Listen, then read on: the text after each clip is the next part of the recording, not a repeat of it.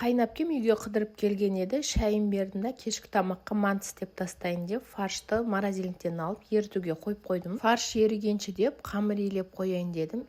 Қанып тұрған қамырды жайған күшті, гладкий күшті жайдым. Ұн салғышта ұн аз қалған екен, бұны босатып ыдысын жуып қояйын дедім. Ыдысы да жаман болып кеткен екен. 2 минутта бұны да тап-таза қылып осылай жуып қойдым. Осы ыдысты алғаныма 8 жылдай болып қалды, бірақтан сол күйі тұр, сарғайғаны болмаса. Осы моментте қайнапкем келіп көмектесіп ба деп картошка пиязымды осылай турап берді. Осылай жүргенімде қамырымның үйі қанып қалыпты. Бұны жақсылап жайдым. Қайнапкем екеуміз біраз әңгіме айтып бастадық. Қайнапкем Астанада біраз болып келген еді. Айтады, астаналықтар осы Айба Фреш деген приложениені көп пайдаланады екен дейді. Біз сияқты күннің астында базардан продукты тасымайды дейді. Осының ішінде қалаған продуктыны таңдап, өзіңізге қалаған уақытта, қалаған күнге белгілеп қойсаңыз, сол күні сіздерге 1 сағаттың ішінде доставкасымен әкеп береді. Бұның ішінде күшті жеңілдіктер бар. Мысалы, мына промокод арқылы сіздер 3000 теңге скидка ала аласыздар. Және осындай 3 түрлі биомороженое дәл қазір 13-не дейін сіздерге тегін беріліп жатыр екен, заказ бергендеріңіз үшін. Осындай көп жаңалықтарды біліп,